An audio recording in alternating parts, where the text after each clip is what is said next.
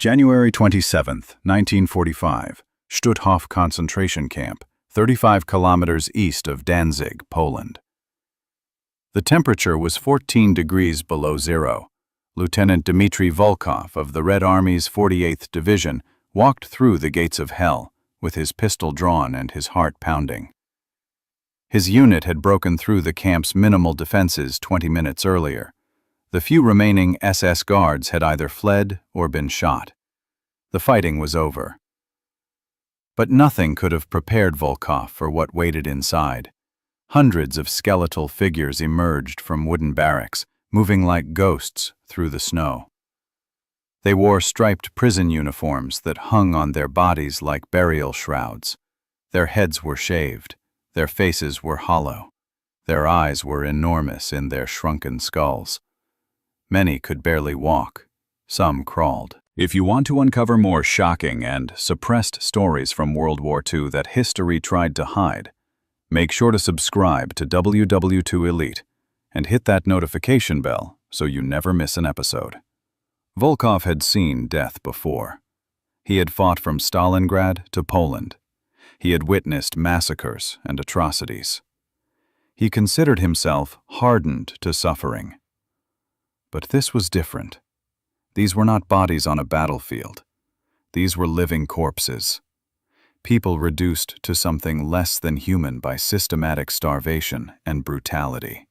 He moved through the crowd, his soldiers behind him, trying to organize aid, trying to understand the scale of what they were seeing. And then he heard a voice, weak, barely a whisper, speaking Russian. "Mitya?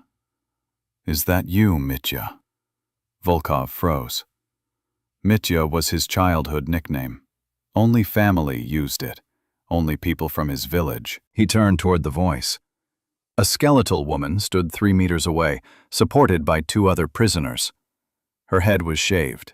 Her face was so thin that her skull showed through her skin. She wore the striped uniform. She had a number tattooed on her forearm. But her eyes, dear God, her eyes. Volkov recognized his sister, Katya Volkova, 22 years old, the girl who had braided flowers into her hair and sang folk songs while working in their family's garden.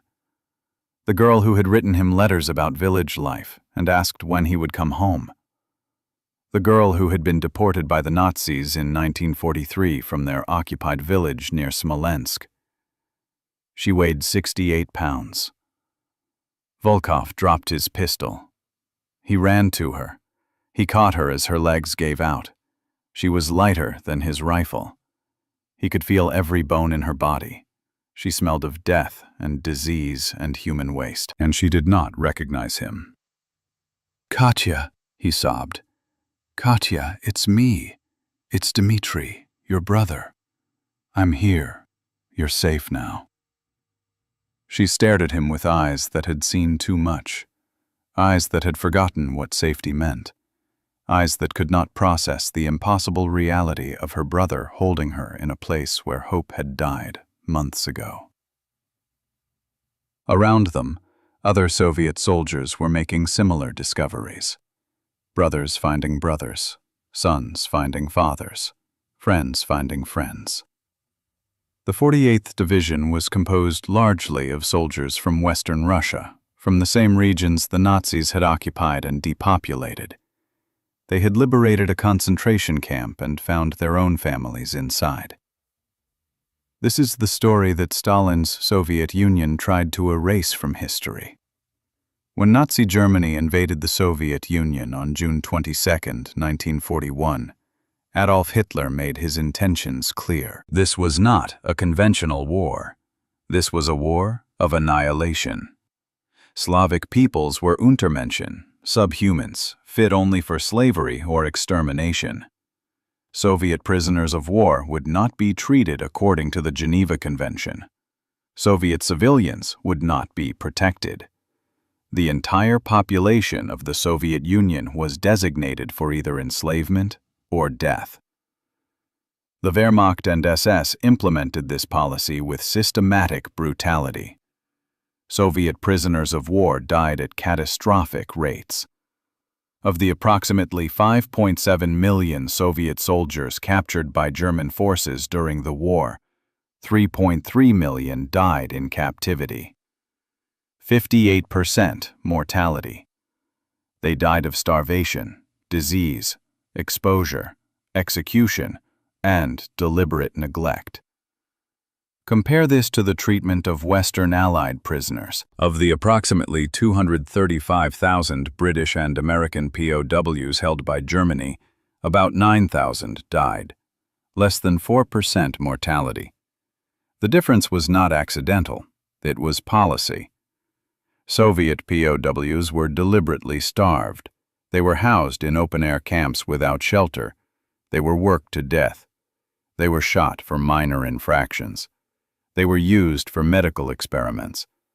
They were considered expendable resources to be consumed and discarded. But the horror extended beyond prisoners of war. The Nazi occupation of Soviet territories brought systematic deportation of civilians.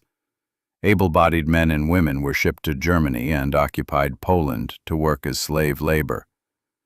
Children were separated from families and sent to special camps. Entire villages were emptied. The Nazis deported approximately 5 million Soviet civilians for forced labor. Most were sent to work in German factories, farms, and construction projects.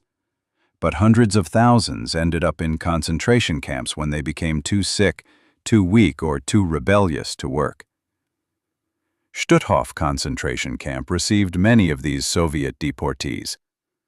Stutthof was not primarily an extermination camp like Auschwitz or Treblinka. It was classified as a labor camp. But the distinction was largely meaningless. The conditions were designed to kill slowly rather than quickly. Starvation rations, brutal work, minimal shelter, no medical care, systematic beatings, random executions. The camp held approximately 52,000 prisoners during its operation from 1939 to 1945. At least 26,000 died. Half. And among the dead were thousands of Soviet citizens who had committed no crime except existing in territory the Nazis wanted. Lieutenant Dmitry Volkov knew none of this specific history as he held his sister in the snow at Stutthof. But he understood the essential truth. The Nazis had taken Soviet people and tried to erase their humanity. They had tattooed them like cattle. They had starved them to living skeletons. They had worked them until they died. And they had done this to his sister. Katya Volkova had been 17 years old when German forces occupied her village in August 1942. The Wehrmacht arrived with trucks and lists. They rounded up everyone between 15 and 40 years old. Men were separated from women. The elderly and children were left behind with no means of support. Katya was loaded onto a cattle car with 80 other women and girls. The train journey to Poland took 4 days. They received no food and no water. Several women died during transport. Their bodies remained in the car, pressed against the living in the suffocating heat. At Stutthof, Katya was tattooed, shaved, and assigned to a barracks holding 300 women in a space designed for 60. She was given a striped uniform and wooden clogs. Her daily ration was 1 slice of bread, watery soup, and occasionally a small potato. Perhaps 800 calories. Barely enough to sustain basic bodily functions. Not enough to sustain life while performing hard labor. She was assigned to a work detail building fortifications. 12 hours per day she moved rocks and mixed concrete with her bare hands. The guards beat anyone who worked too slowly. They shot anyone who collapsed. Women died every day, sometimes 5, sometimes 20. Their bodies were stacked outside the barracks each morning for collection. Katya walked past these stacks twice daily on her way to and from work. After 2 months, she stopped seeing them as people. They were just objects, things to be stepped around. This was how you survived. You stopped feeling. You stopped thinking about anything except the next meal, the next moment, the next breath. Katja had been at Stutthof for 28 months when her brother found her. 28 months of starvation, brutality, disease, and death. She had watched hundreds of women die. She had expected to die herself. She had wanted to die many times. And then Soviet soldiers came through the gates, and one of them was calling her childhood nickname. The medical officer who examined Katja 3 hours after liberation documented her condition with clinical precision. Height, 161 centimeters. Weight, 31 kilograms. Body mass index, 11.9. Normal BMI ranges from 18.5 to 25. Anything below 16 is considered severe malnutrition. Katja's BMI was 11.9. She had open sores on her legs from pellagra, a disease caused by severe niacin deficiency. Her gums bled from scurvy. Her joints were swollen from beriberi. Her hair had fallen out in patches. She had chronic dysentery. She had pneumonia. She had tuberculosis. The medical officer told Volkov privately that his sister would probably die within a week. Her body was too damaged. Even with proper food and care, the shock of sudden nutrition after prolonged starvation often killed survivors. It was called refeeding syndrome. The body could not process normal food after adapting to starvation. Volkov refused to accept this. He stayed with his sister constantly. He fed her tiny amounts of food every hour, spoonfuls of porridge, sips of milk, fragments of bread. He wrapped her in his coat and extra blankets liberated from SS quarters. He talked to her constantly, reminding her who she was, who he was, what their village looked like, what their mother's cooking tasted like. He was trying to remind her how to be human again. Around them, other Soviet soldiers were engaged in similar, desperate efforts. Private Yuri Sokolov found his younger brother Alexei in the men's barracks. Alexei had been captured in 1943 as a partisan fighter. He weighed 42 kilograms and had lost all his teeth to scurvy. Sergeant Ivan Petrov found his childhood friend Mikhail Kozlov, a man he had known since they were 6 years old and played together in the streets of their village. Mikhail had been deported as a civilian laborer in 1942. He was now blind in one eye from untreated infection and could barely speak. Corporal Boris Antonov found his cousin Nikolai among the dead. Nikolai had died 3 days before liberation. His body was in the stack outside the barracks, frozen solid in the winter cold. Antonov identified him by a distinctive scar on his left hand from a childhood accident. The emotional impact on the Soviet soldiers was devastating and immediate. These were men hardened by 4 years of brutal warfare. They had fought in Stalingrad, where combat was measured in meters and survival was measured in hours. They had seen their comrades torn apart by artillery. They had executed German prisoners in retaliation for atrocities. They considered themselves beyond shock. But finding their own families in concentration camps broke something inside them. Men who had not cried since childhood wept openly. Soldiers who had maintained iron discipline collapsed in despair. Officers who commanded with authority sat numbly in the snow, unable to process what they were seeing. Political officer Leonid Kravchenko wrote in his diary, "The men are not themselves. I have seen them walk into machine gun fire without hesitation. Now they sit and sob like children. They have found their brothers and sisters reduced to skeletons. Some are finding only corpses. How do you maintain military discipline when men are burying their own families?" The psychological transformation was immediate and profound. Before Stutthof, the 48th Division had been a disciplined military unit following orders and protocols. After Stutthof, they became an army of vengeance. Any SS guard captured alive was executed immediately. There were no more prisoners taken, no more interrogations, no more processing through official channels. Just bullets. The division's advance through northern Poland in the following weeks was marked by exceptional brutality toward German forces. Wehrmacht soldiers who attempted to surrender were sometimes shot anyway. Civilians suspected of collaboration were killed without investigation. Towns that resisted were burned completely. The Soviet command did not discourage this. Unofficial orders circulated. German forces were to be given no quarter. The atrocities discovered at Stutthof and other camps had eliminated whatever restraint might have previously existed. Major General Fyodor Ozerov, commander of the 48th Division, wrote in his official report, "The political and moral state of the troops has been affected by the liberation of Stutthof camp. Soldiers have discovered family members among the prisoners in states of extreme malnutrition and abuse. Discipline remains intact, but motivation for combat against German forces has intensified significantly. Enemy forces can expect no mercy." That was the official language. The unofficial truth was simpler.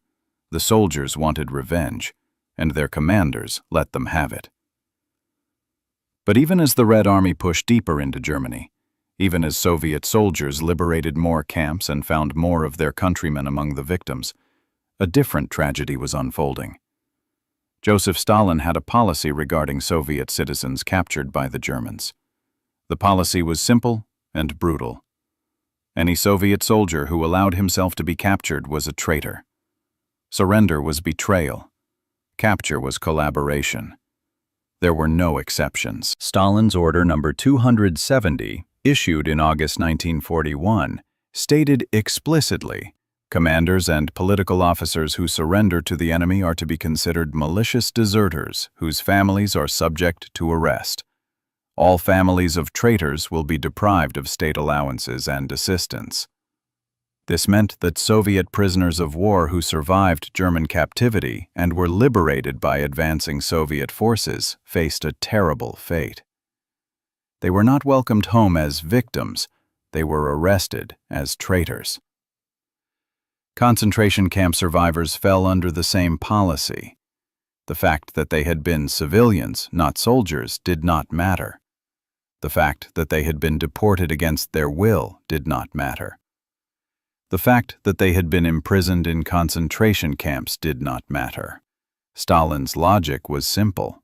A true Soviet citizen would have died fighting rather than allow capture. Anyone who survived German captivity must have collaborated. Therefore, they were traitors. The NKVD, Stalin's secret police, followed liberating army units specifically to arrest Soviet citizens found in German camps. Stutthof survivors who were healthy enough to walk were interrogated. Their testimonies were treated with suspicion. They were accused of collaboration, of working for the Germans, of betraying the motherland. Many were sent to Gulag labor camps in Siberia. They had survived Nazi concentration camps only to be imprisoned in Soviet concentration camps. Katya Volkova survived her initial medical crisis. After 3 weeks of careful feeding and rest, she stabilized. She regained enough strength to walk short distances. She began to recognize her brother consistently. She started to speak in sentences rather than fragments.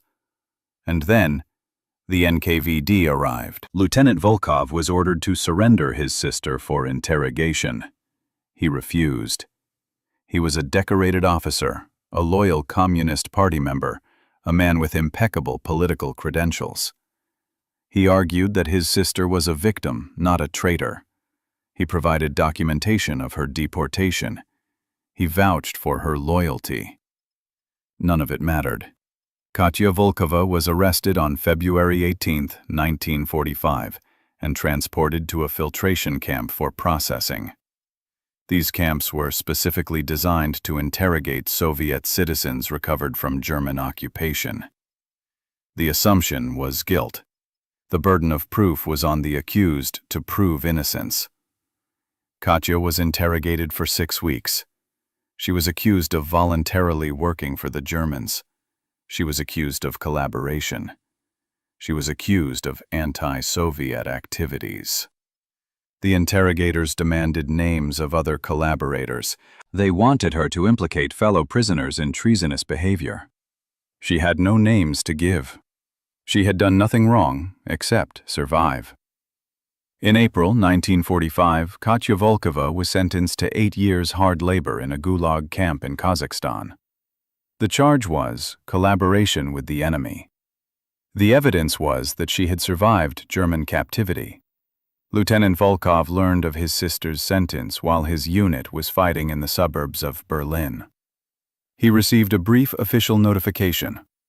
Citizen Yekaterina Volkova has been found guilty of collaboration with fascist occupiers and sentenced to labor camp for reduction of sentence through work. No further correspondence will be accepted. Volkov sat in the rubble of a destroyed German building and wept. For the second time since finding his sister at Stutthof. The first time had been relief and horror at finding her alive. This time was despair at understanding she would not remain free. He had liberated her from a Nazi concentration camp only to have his own government imprison her in a Soviet camp. The same pattern repeated across thousands of cases. Soviet soldiers and officers found family members in liberated camps, provided initial care and protection, then were forced to watch as the NKVD arrested those same family members for collaboration. Private Yuri Sokolov's brother Alexei was arrested and sentenced to 10 years. Sergeant Ivan Petrov's friend Mikhail Kozlov was arrested and died in transit to a gulag camp in Siberia. Even Corporal Boris Antonov, whose cousin Nikolai had died before liberation, was investigated for having a family member who had been captured.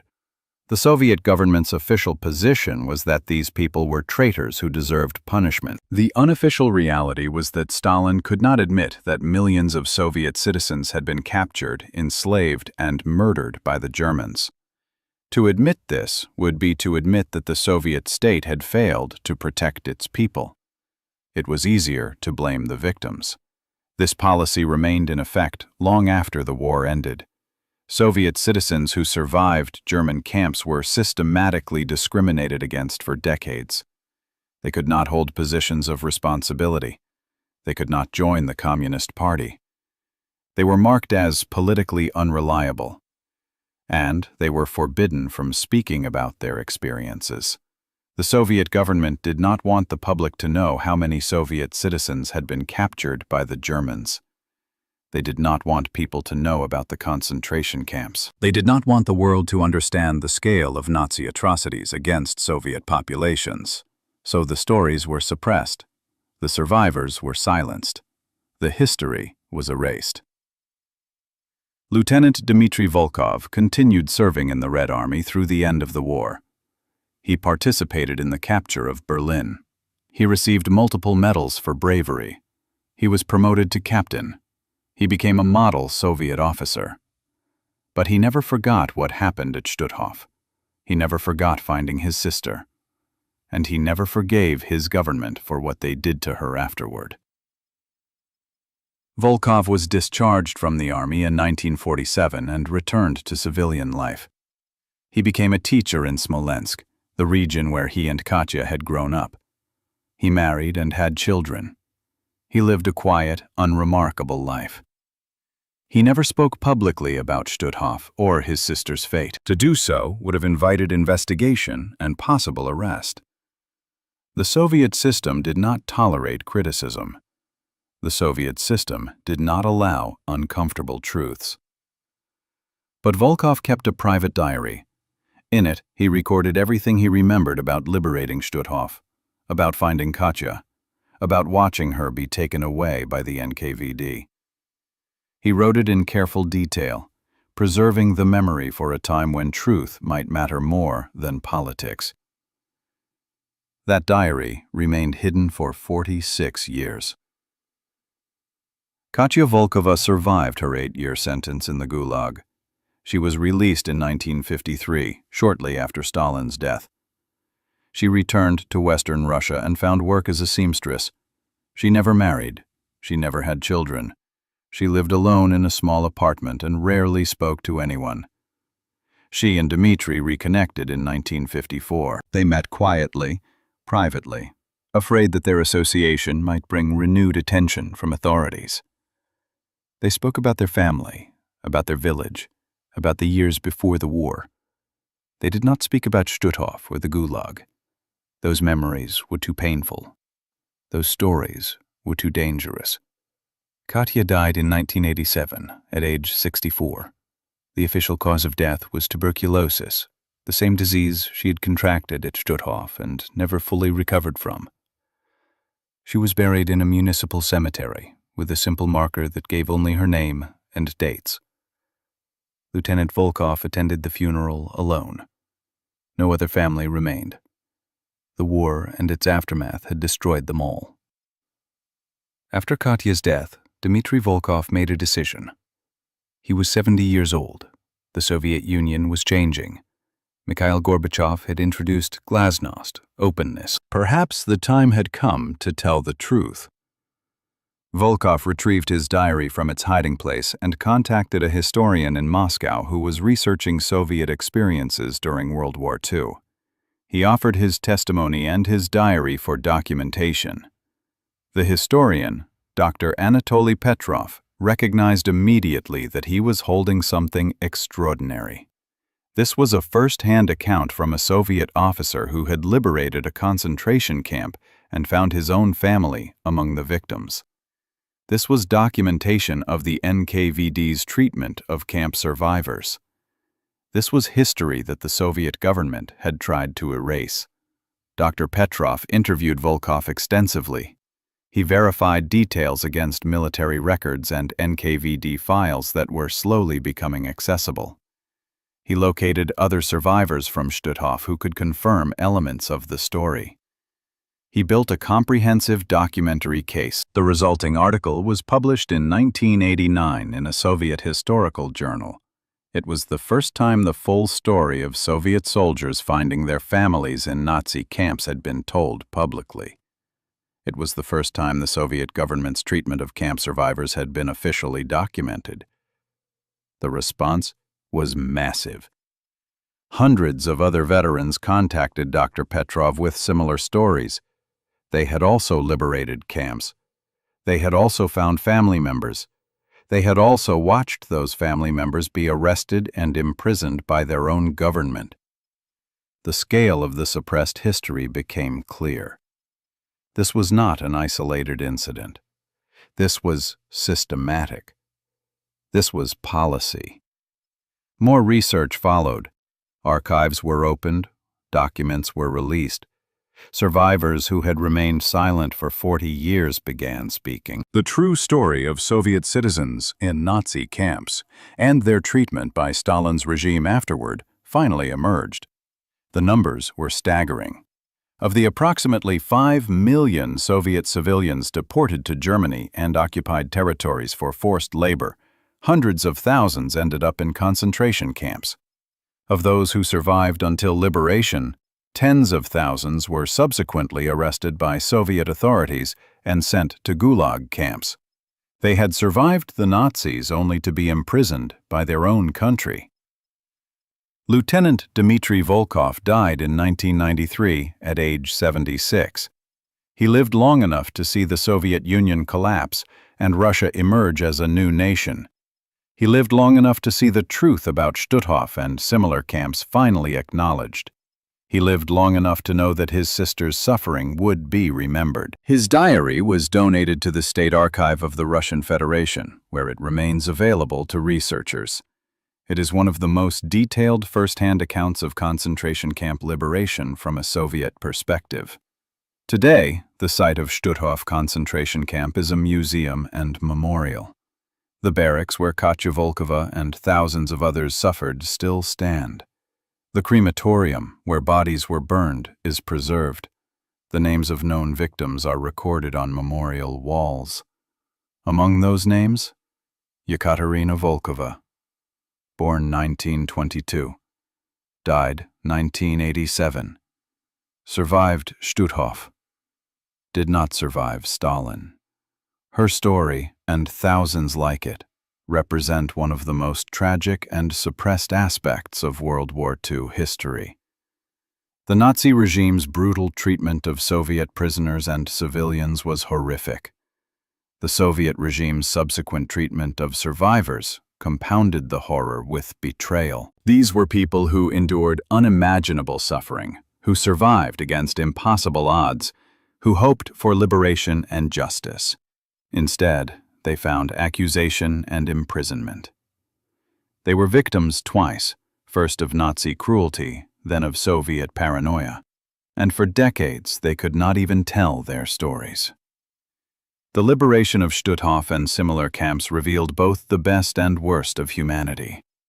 The best was shown by soldiers like Lieutenant Volkov, who risked everything to save his sister and others, who maintained their humanity in the face of horror, who cared for victims with tenderness and dedication. The worst was shown by a political system that valued ideology over truth, that treated victims as traitors, that chose propaganda over justice. Both truths must be remembered. Both stories must be told. Because Katya Volkova deserves to be remembered not just as a victim, but as a survivor who endured two tyrannies and maintained her dignity through both.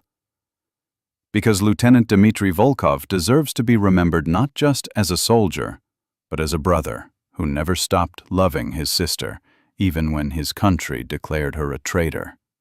Because the thousands of Soviet citizens who suffered in Nazi camps and Soviet camps deserve to have their stories told, their names remembered, their suffering acknowledged. They cannot speak for themselves anymore, but their stories remain, and those stories matter. If you found this story powerful and want to discover more suppressed and untold accounts from World War II, subscribe to WW2 Elite right now. Hit that like button and share this video so these forgotten stories reach others who need to hear them. There are countless other histories waiting to be revealed. Stories of courage and betrayal, survival and loss, truth and propaganda. Join the World War II elite community and ensure you never miss these essential accounts of what really happened when the world tore itself apart. Subscribe now and turn on notifications so you're always first to see our next documentary.